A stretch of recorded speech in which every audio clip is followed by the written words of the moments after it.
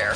We're talking real money. Well, after a week without him, we got him back again. Tom is back from his brief Saturday in Phoenix and back enjoying the rainy weather in the Seattle metro area where he resides while I'm down in Florida. Hi, everybody. I'm Don McDonald.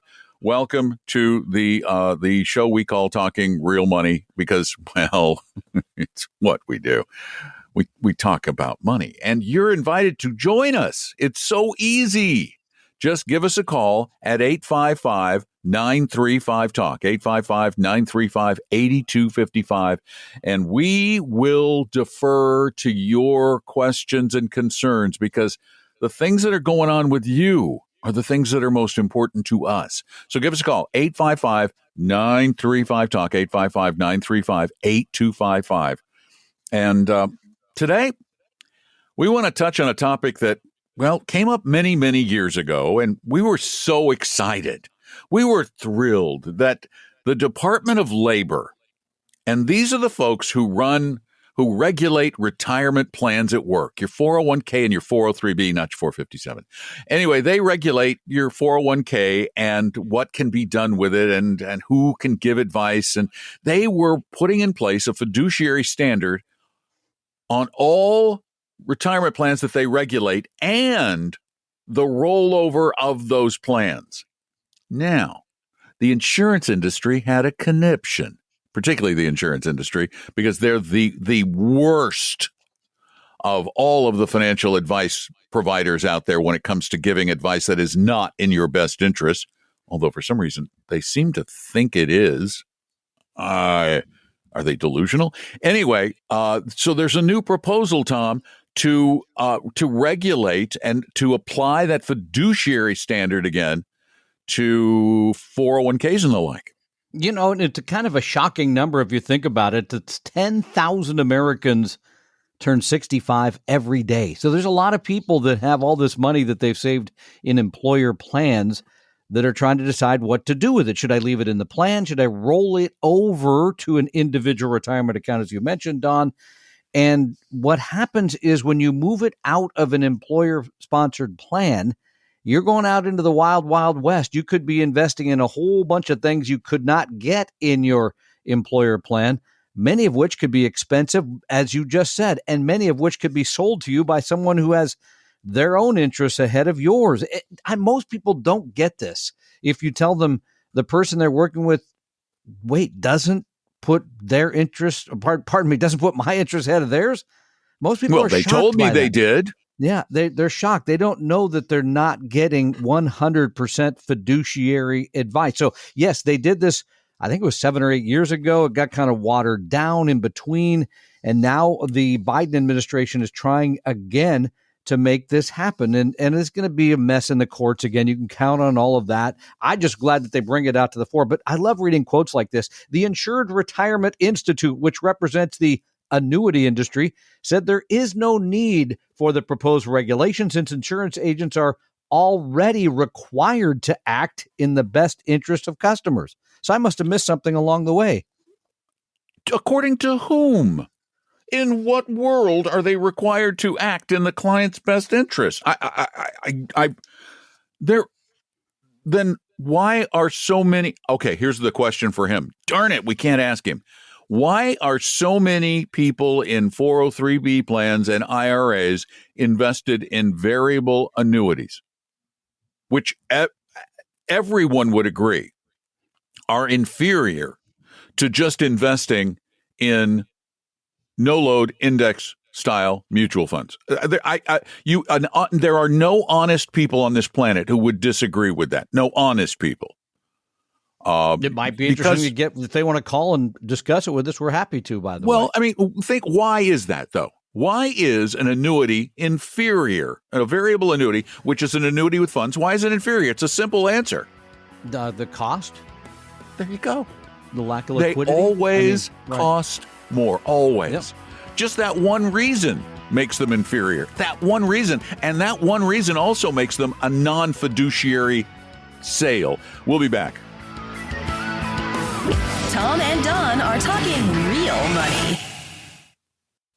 Do you suffer from hodgepodgeitis? I'm Don McDonald, and hodgepodgeitis is a disease of your investment portfolio whose symptoms include lots of stocks, loads of random loaded mutual funds, and maybe an annuity or two.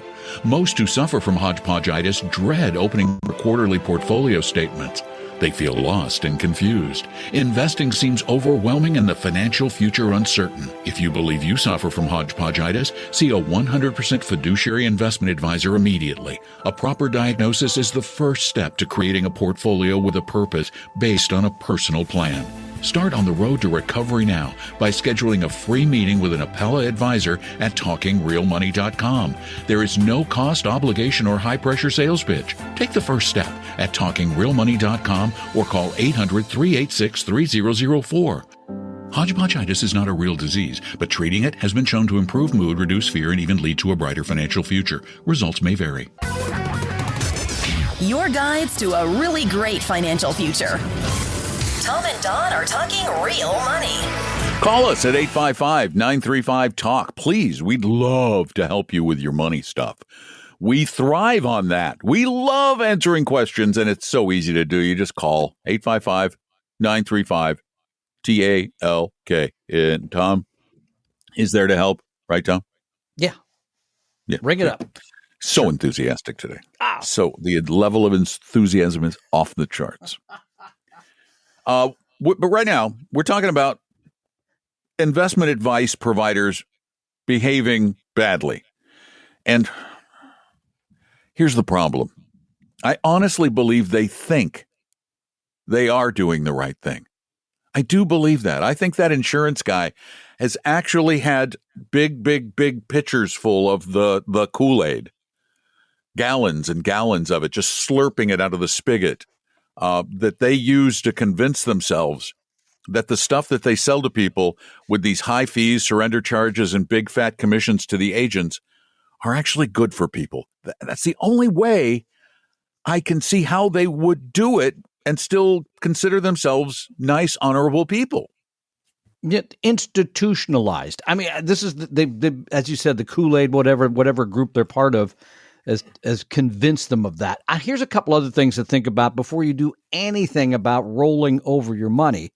And number one would be really only roll it over if you're going to do so to a 100% fiduciary. That's it. Not duly registered, not insurance, none of it. Or if you're managing it on your own and Correct. You're using somebody like Vanguard or Fidelity and no load funds or ETFs that are evidence-based type products, either index or asset allocation type products. And you didn't mention, probably my favorite today in terms of custodians would be Schwab, but one of those major custodians. I should have mentioned. Correct. Yeah, so that would be one. Number two is I had this weird, it seems to happen. I had a couple conversations just this last week with some people that just got laid off and just got to get the money out of there right now. Why are you in a hurry? I mean, you don't have to make a decision within a week or 2 weeks or 3. You got it. It always gets back to this thing, Don, we talk about so much on this show, that people have a tendency to say, how should I go invest the money? Well, I don't know, because I have known nothing about your plan. How much income do you need off this? How much risk do you want to take with this? That got to come first before we say, okay, moving it over to Vanguard and putting it in XYZ fund. And most people, it's all about the investing, not about the sort of financial / retirement income plan, which I get it. It's not as interesting. It's not as exciting. But at the end of the day, that's the thing that's going to drive really the results. Here's the thing. This stuff is not supposed to be exciting. This is your future. Have fun doing something else. Jump out of an airplane, climb a mountain, scuba dive, zip line, do something crazy. Just named all the things I'm never going to do. So. Right. Right. Or sit in the basement and watch television. That'll work. Yeah, that works for me too. Referee a soccer game when you're in your 60s. Yeah, okay. There's a little bit of terror there. You do that one. There's a lot of terror there. There's a lot. So, but again, back to it. A plan, right? Don't be in a hurry. Only 100% fiduciary. But here's another thing. Yes, I know. I get it. It's really sleepy time. But here's the other one, okay? don't just do it because somebody that you know told you to do it. That's the other one I'm seeing all the time. Well, I know somebody who knows somebody, or somebody at work said, go talk to Joe, or somebody came to our place of work 10 years ago and said, here, when you do retire, call me. And it turned out they were a member of the aforementioned insurance industry that has an expensive loaded product to unload on you. So yeah, this is such you talk about big financial decision. Really, at the end of the day, this is probably bigger than the housing decision everybody says is the biggest, right? No, this is much bigger for most people. Yeah, it is. I mean, if you've spent a career with the company, you could have hundreds of thousands of dollars in this plan. And that's a big deal. So, yeah, I'm glad that the Biden administration has taken this up. I'm glad that it's being discussed again, because the discussion will bring to the fore at least the things people need to know about. And here's the other one. If somebody tells you they're a fiduciary, make sure they're a 100% fiduciary, because everybody is duly registered basically in this world, and they're not 100%. So they could still sell you into a product that is not in your best interest. Most sole insurance agents, though, are not dual. They are not required to act as fiduciaries. And I'm going to, people love rules of thumb. We do. We love the 4% rule and the if it's too good to be true, it is. If it sounds too good to be true, it probably is, but not always is. And 4% rule works some of the time. Well, I have a rule of thumb when it comes to investing your money, your retirement money, your any money. Never, ever, ever, ever, ever, ever, ever, ever work with anybody who either works for an insurance company. You can buy insurance from them. I'm okay with that. Buy property and casualty life insurance. You just have a good old time buying insurance. Never invest with somebody who works for an insurance company or who is presenting a product that has an insurance company's name in the title of it somewhere. I think that's just a good rule of thumb. Yep. Is it always bad to do so? No. But is it most of the time? I feel like yes. I think it is. Even if you don't end up in an annuity, you end up generally in higher expensive mutual funds, generally paying more, and generally active management. In other words, they bring people in that can see the future. So they say they can see the future. So there you go. 855-935-TALK is our phone number. We're trying to save your future. We're trying to save your life. That's why it's so important that you call, just as Sam did. Sam, welcome to Talking Real Money. Sam? I am not hearing Sam. Hello? Oh, I am hearing Sam. Hello, Sam. What's up? Yeah. Hi, nothing much. Thanks for taking my call.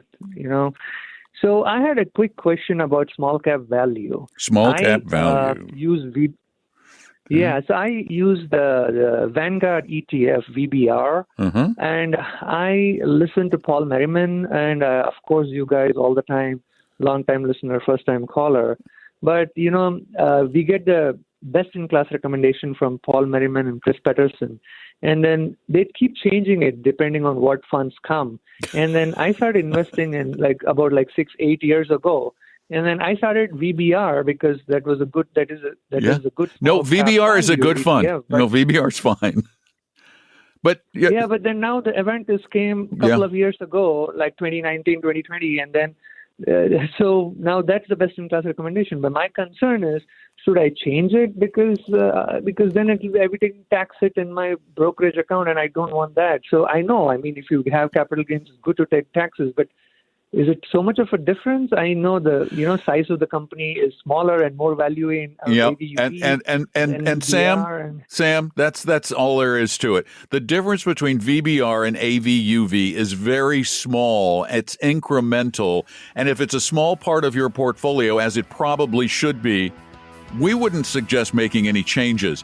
Paul and us, we try to keep up with what's newer and slightly better. And with new money, use AVGE, but don't make any change. You don't need to sell VBR and move it all over. Don't pay that much attention to us. Tom and Don are talking real money. For your real life and real future, Tom and Don are talking real money. Real money because it's really, really, really important to you. I'm Don. Over there's Tom. Say hi. Yeah, I'm loving this show. So thanks for calling. He does take orders well. He's so well trained. Your wife has got you trained. Listen, it's like jump. Yes, sir, ma'am. My dad, the military. Oh guy, yeah, no I'll kidding. Go with it. Yeah. You know, it's so funny. Before I go to the next caller, Tom is almost exactly like the male version of my wife, except not as That's cute. a little scary. Not as cute. Because they were both raised by colonels, Air Force colonels, and there's something to be said for that military upbringing.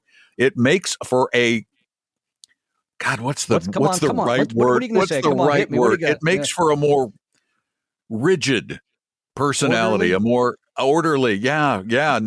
And whereas I was raised as like a wolf, and I hope your mom's not listening. So stuff. She knows. She was on the road. We were raised by housekeepers or wolves, if we couldn't find a housekeeper. 855-935-TALK is our phone number. 855-935-8255. John, you're up next. Welcome to the program.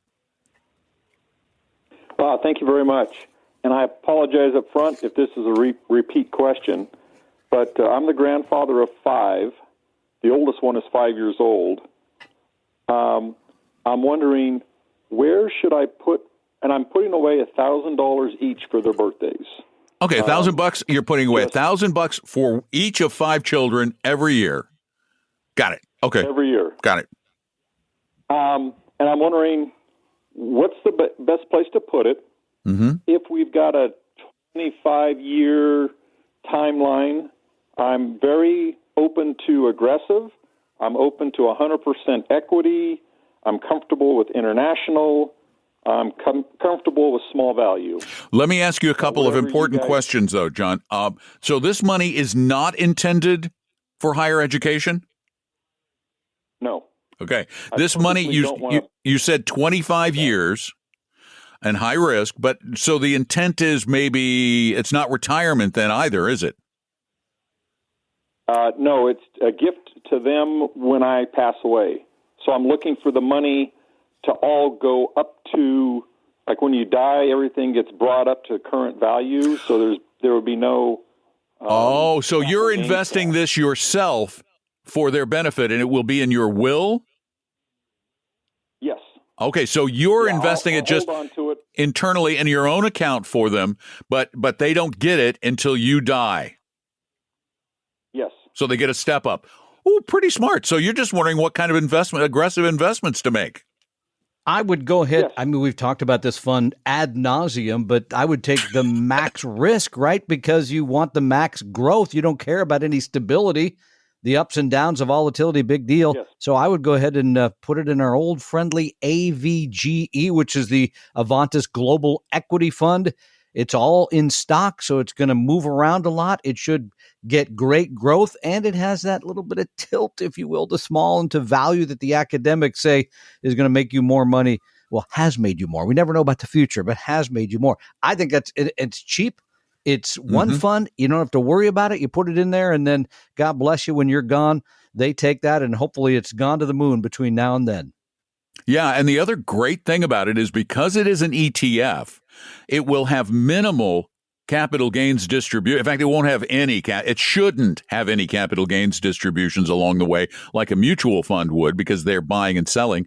And that means that almost all the growth is going to be growth of capital, which in your scenario passes to the kids without a taxable event at all. So I'm with Tom. I think AVGE would just be a marvelous tool. And then you don't really need to think about it, worry about it. Now, bear in mind, this is important to understand going in. AVGE or any fund like it has the potential to fall 50% in value in a single year, at least based on what's happened in the past. It could be even more. We don't know that.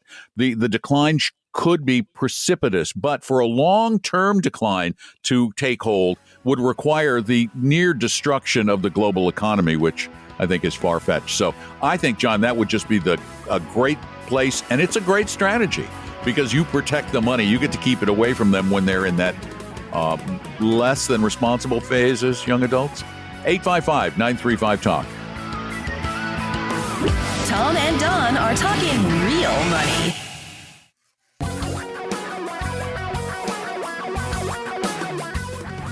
Reality radio for a really great future.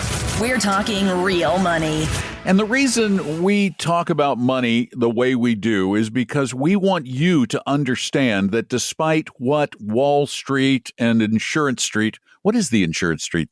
They're all over the place. I can't say like Hartford Street, but they don't want you to know how easy this really is. They would like you to be confused.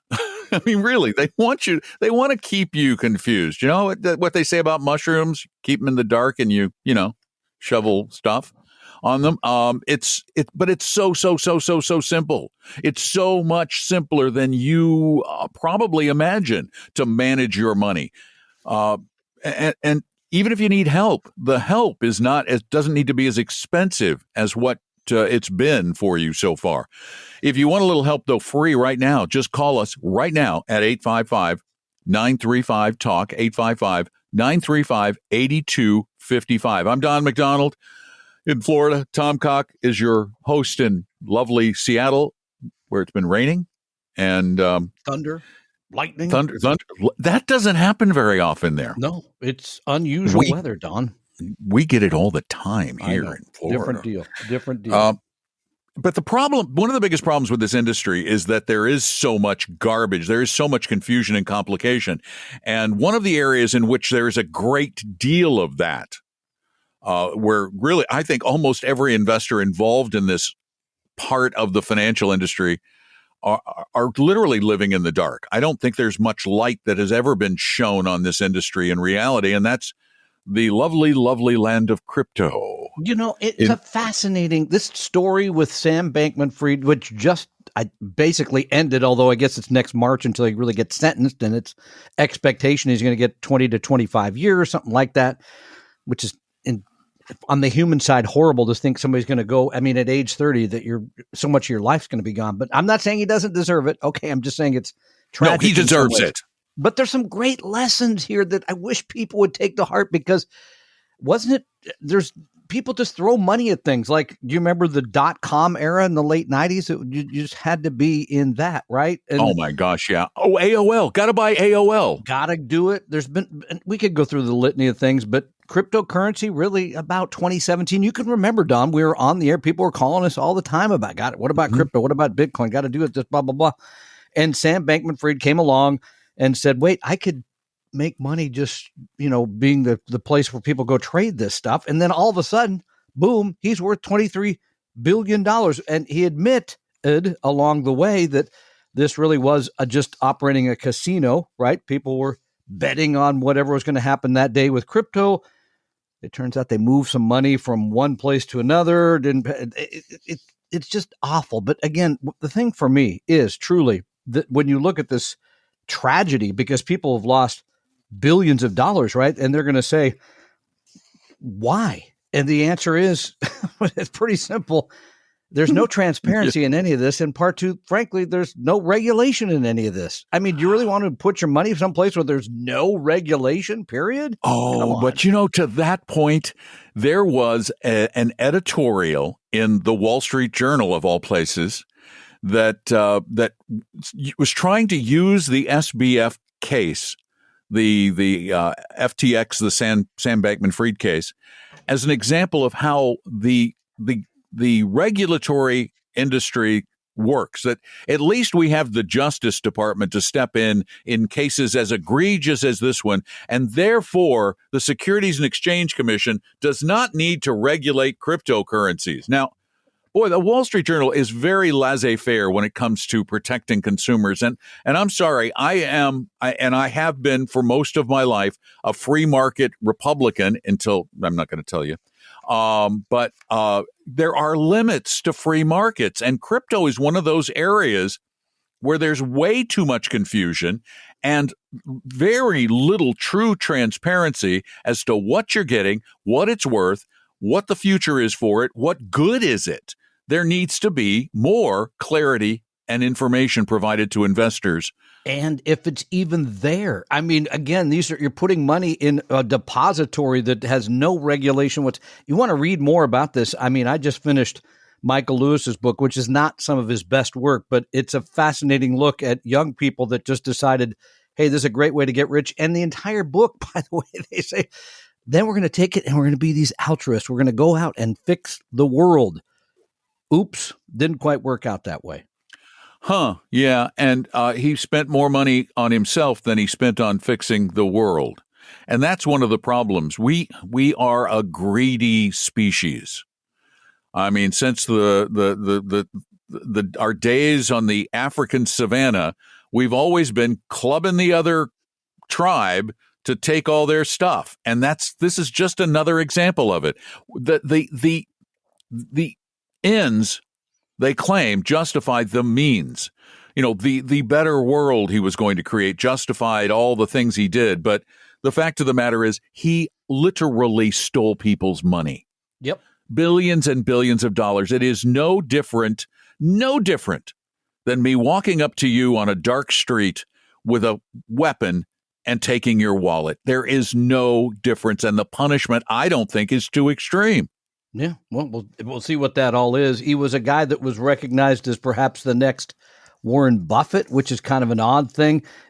He was a guy that acted disinterested in all of this, Don. But then when you go and look at the facts of the matter, $15 million spent on private plane flights, $35 million spent on housing for him and his friends. So this was not a project where they were living low to try to help other people. They were living pretty high, if you're honest with yourself here. That's a lot of money. Actually, you know, when I sit down and do the math, I realize that both of us combined haven't spent $35 million on housing over our entire lives. No, actually, all of us and everyone we know combined pretty much, yeah, haven't spent $35 million on housing over our lives because we don't know any billionaires. You know any billionaires? I actually do know one. Yeah. Okay, then except for Tom. All the people I know. And he knows I even know several multi-millionaires. I told him. Yeah, he would know who I was. But he's special. He's more special. Tom and Don are talking real money. Do me a favor. Grab your latest investment statements if you know where they are. How many do you have? A lot? How many different investments are in each statement? A bunch? Do you own individual stocks, bonds, sector funds, and stuff you don't understand? Yeah, I thought so. I'm Don McDonald, and I'm pretty sure you have a case of hodgepodgeitis. But don't worry, it's not terminal and can be cured. But it takes three things: a bit of time, some fiduciary guidance, and a plan. There's a problem, though. Most financial advisors can't or won't provide any of those.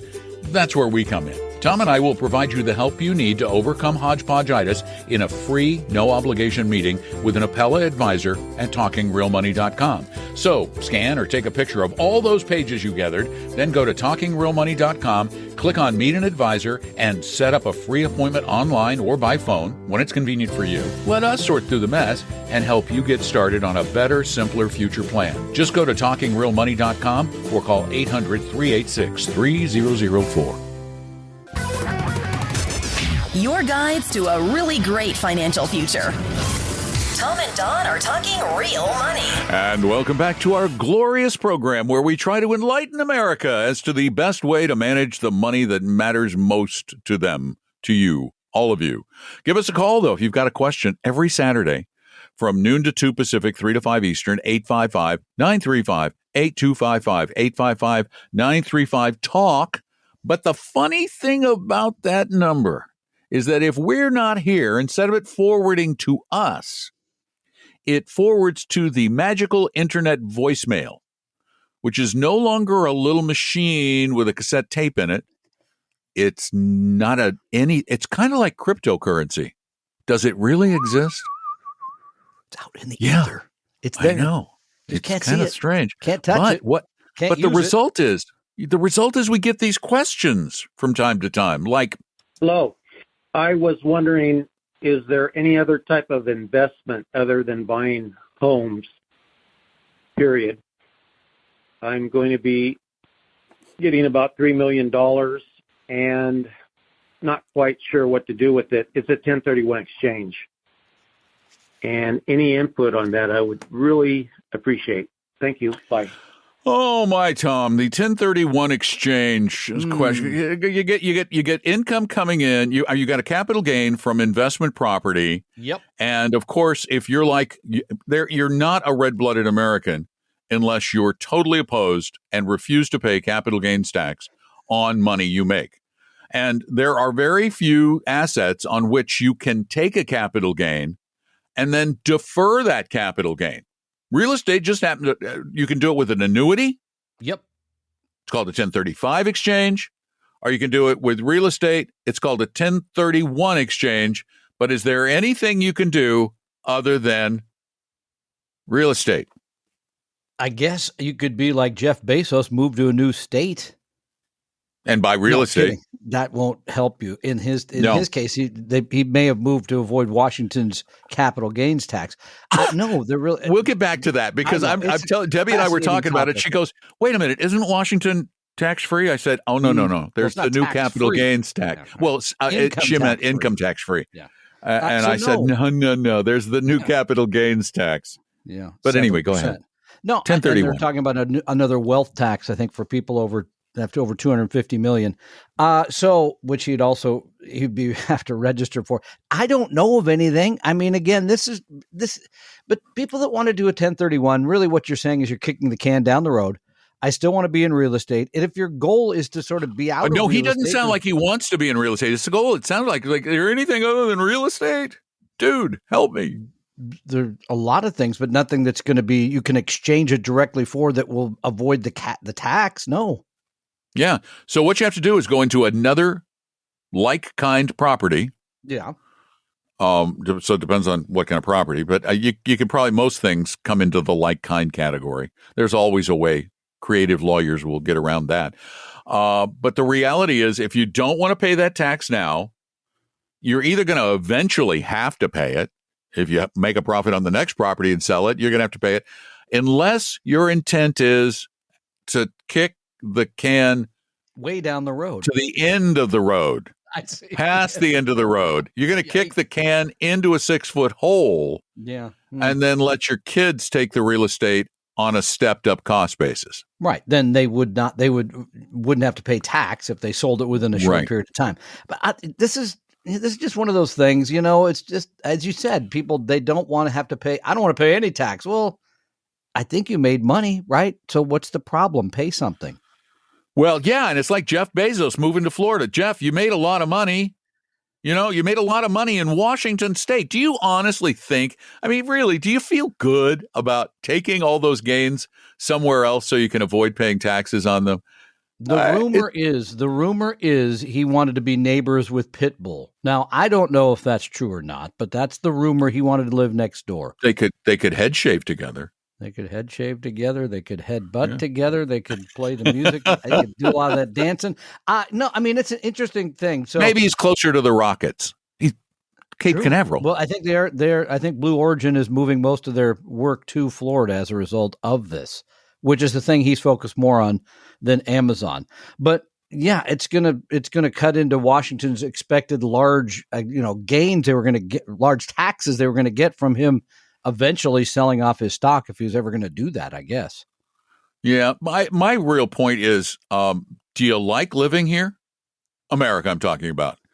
Do you like the things that your taxes and our taxes, all of our taxes get you, like a nicely paved road, an airport, I would think more of the security issue in today's world. Where you mean those aircraft carriers? I'm thinking more of the fact that there's no missiles flying over your head. It's kind of safer in many ways. Yeah, I'm a big fan. World. Actually, I never. I don't like it because it's like, oh, there goes some more money, but I don't begrudge the government a chunk of my money. I just don't. Take some. You need it. Just don't waste it. Doesn't mean you shouldn't be smart about it. It doesn't mean you shouldn't be. You just mentioned before, if you use an exchange traded fund, the taxation on that is far less than it would be on a mutual fund. There are things like that to be smart about. But unless you really just want to stay in the real estate business, I would be selling. I would be paying my tax and moving on to something that's more liquid and sort of easier to use, right? Because once the money's in real estate, again, it's harder to get at it in many cases. And depending on the real estate and how, if it's sounds like for him, it's a business. And that's really what it comes down to. Real estate as an investment is worse than most people think, or has been in the past worse than most people think, particularly residential real estate, homes, your own home. Commercial real estate in various iterations at times has been great, but woe to those who own shopping malls, for example, right now. Aren't you glad you didn't buy a shopping mall 10 years ago? Aren't you glad you didn't buy an office building 10 years ago? Yeah. I mean, with no one going back to work since the pandemic, not a great place to be either. So, again, this is, we run into this so much. I just don't want to pay tax. Well, then you're right. Do the 1031 exchange, continue to manage real estate, and get on with your life. If you're willing to, pay the part of the tax and get out of it, that would be my recommendation. Yeah. It depends on whether it's a business decision or not. It is not really a financial, shouldn't be just a financial one. Should be a lifestyle one too, because owning real estate is hard to do. And owning a diverse portfolio is what we believe to be the best way. Speaking of diverse portfolios, there was a review on Apple Podcasts from one of the listeners who hates me. And apparently there are a lot of people who hate me. And basically he took me to task for being an old-fashioned with my advice on bonds, Tom, where you got half of it right. I'm the only one saying, I'm the only one here saying that you should still have bonds in your portfolio. He basically even said, Tom is smarter than Don because he doesn't say that.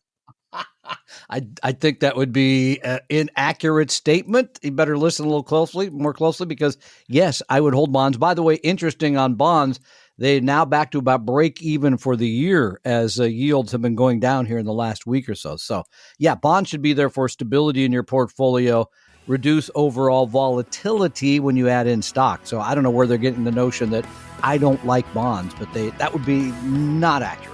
Yeah, he doesn't say we should, because of the booming debt and interest rates, that we should advise anybody have bonds in their portfolio. We never suggest long-term bonds. We always suggest short, intermediate, and they will work probably in the future. Tom and Don are talking real money. For your real life and real future, Tom and Don are talking real money. And by the way, bonds have worked for decades, and then they haven't worked for a while as a tool to, quote, de-risk a stock bond portfolio. And so there will be times when they don't work, and we don't know how long they'll last, but we still believe that bonds are, at least have been, a far more stable component as long as they're not long term. And if you want to talk with some advisors, some people who do this day to day, and you want to spend a little time with somebody talking about bonds and why or why not you should have them in your portfolio, set up an appointment to talk with one of our advisors. Here's the thing you're going to get. You're going to get free advice, free information, no cost, no obligation. You're not going to get a high-pressure sales pitch. You're just going to get helped, because we believe everybody deserves some help, an honest second opinion. TalkingRealMoney.com. The opinions and views expressed on this podcast were current on the date recorded. Opinions, estimates, forecasts, and statements of financial market trends that are based on current market conditions constitute our judgment and are subject to change without notice, including any forward-looking estimates or statements which are based on certain expectations and assumptions. Although information and opinions given have been obtained from or based on sources believed to be reliable, no warranty or representation is made as to their correctness, completeness, or accuracy.